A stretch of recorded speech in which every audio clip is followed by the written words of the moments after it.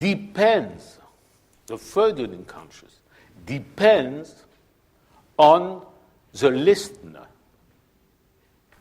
If the listener is not there, how do you know the unconscious speaks?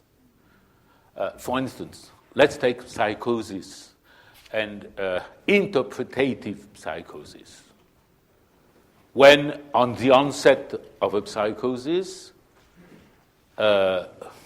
everything begins to be significant for the patient, for the person.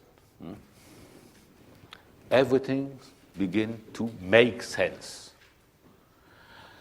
And generally, it's a menacing sense.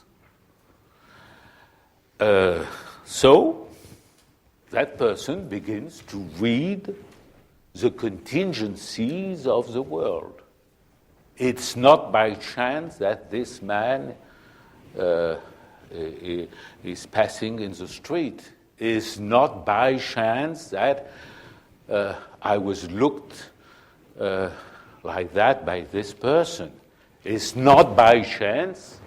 So the world begins to make sense, a delirious sense, and the person reads the world like this. And when he's cured, or when he's appeased, at least, nothing is left to read. It just happened, like for the common man, let's say. He doesn't speak. And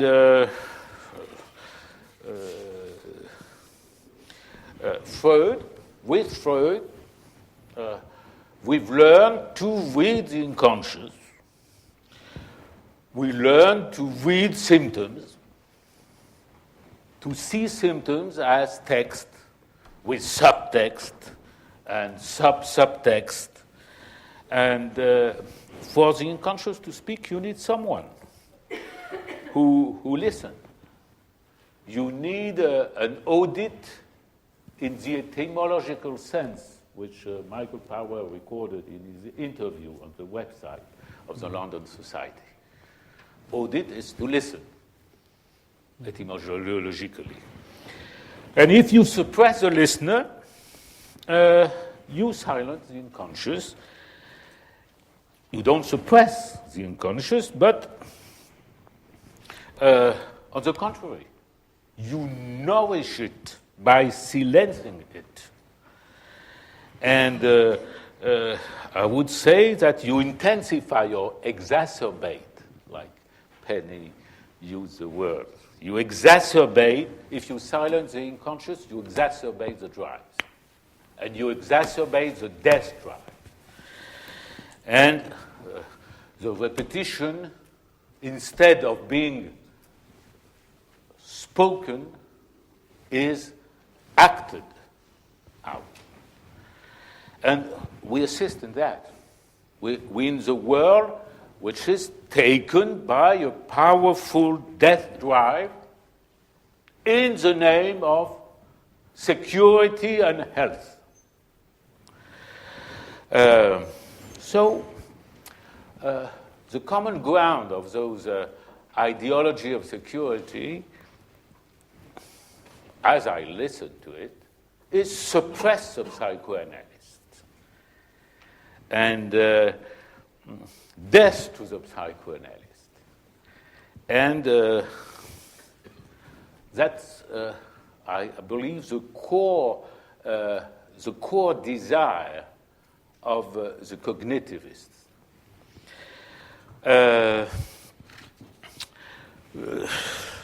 If I had time and could draw on the blackboard, I'm to finish in 2 minutes, I would draw the diagram of Lacan, of what he calls the analytic discourse, and you'll see that what he writes down, it's a very simple diagram, but what he writes down is that you cannot control the unconscious.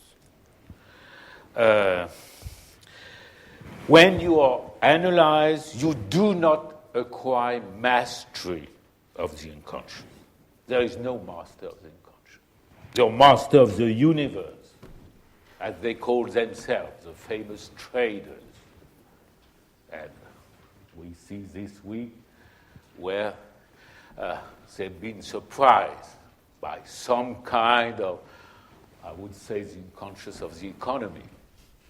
I mean, some unknown combination of factors which result in a world surprise.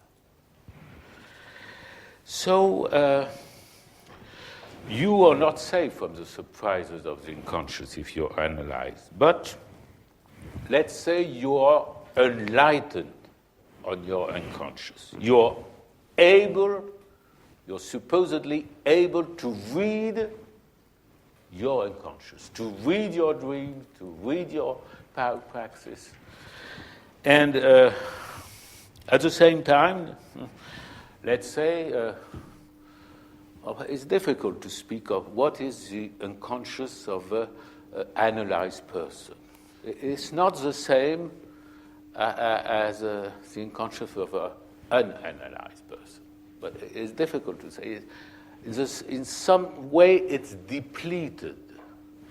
In some way, it's depleted also because generally, when you have finished your analysis, you're older than when you began, and quite older. So you don't know if it's the effect of age or the effect of analysis. But in some way, it's simplified. It speaks more clearly. And you read it, you receive some messages. And for myself, I do a lot of things according to my unconscious. I have great trust in the ideas I have just when I wake up.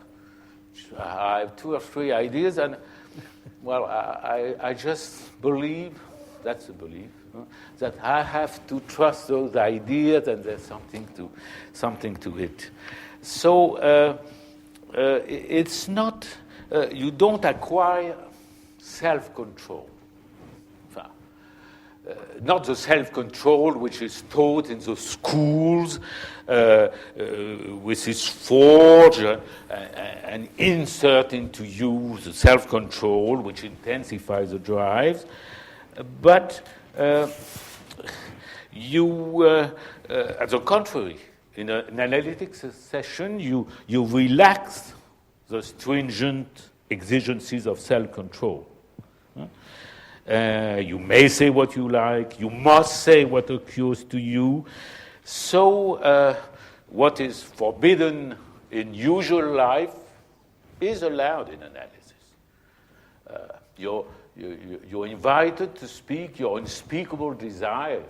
And if you don't, your dreams speak for you. And that for the criminologists, according to Freud, everyone is a criminal in his unconscious. The Oedipus complex means that. Everyone is born a criminal.